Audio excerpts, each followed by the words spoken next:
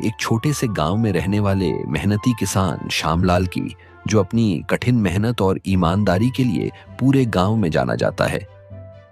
श्यामलाल के पास थोड़ी सी जमीन थी जिस पर वह खेती करता। वह दिन रात मेहनत करता, लेकिन सूखा पड़ने के कारण उसकी फसल खराब हो जाती थी। फिर भी उसने कभी हार नहीं मानी। उसकी पत्नी राधा हमेशा उसका हौसला बढ़ाती और उसके दोस्त माधव हर मुश्किल में उसका साथ देते। दोनों मिलकर उसके खेत में काम करते और उसे समझाते कि एक दिन उसकी मेहनत जरूर रंग लाएगी। एक दिन श्यामलाल अपने खेतों में हल जोत रहा था।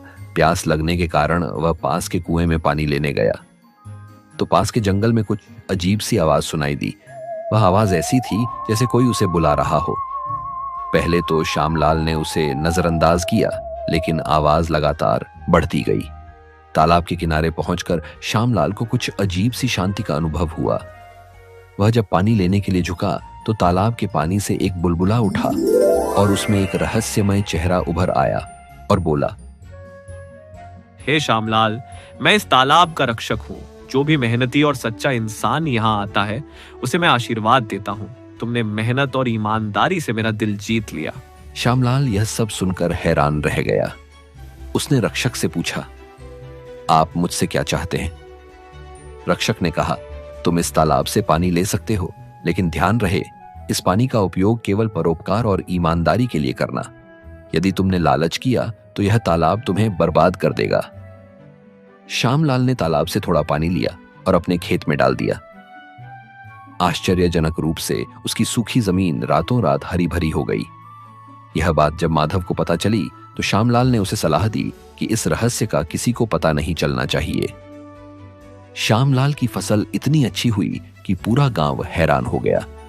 धीरे धीरे उसकी मेहनत और परोपकार की गाथा दूर दूर तक फैल गई, लेकिन उसकी सफलता देखकर कुछ लालची लोग उस पर जलने लगे। गांव के दो जमींदार बलराम और दीपक लाल श्यामलाल की बढ़ती प्रसिद्धि पर चिढ़ने लगे। उन्होंने सोचा कि श्यामलाल के हरे भरे खेतों के पीछे कोई तो रहस्य जरूर होगा।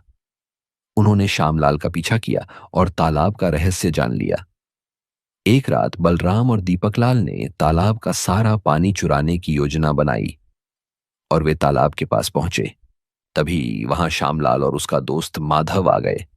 श्यामलाल ने देखा कि बलराम और दीपक लाल के लालच के कारण तालाब का रक्षक उन्हें पानी में डुबो रहा है। श्यामलाल ने रक्षक से माफी मांगी और कहा, यहां कोई फिर लालची वापस नहीं आएगा।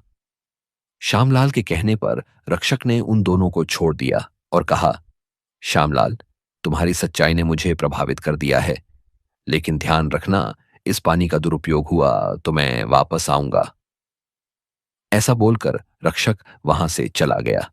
कुछ दिनों बाद श्यामलाल ने गांव के अन्य किसानों को भी तालाब का पानी इस्तेमाल करने की अनुमति दी, लेकिन यह नियम बनाया कि इसका उपयोग केवल मेहनत और परोपकार के लिए होगा।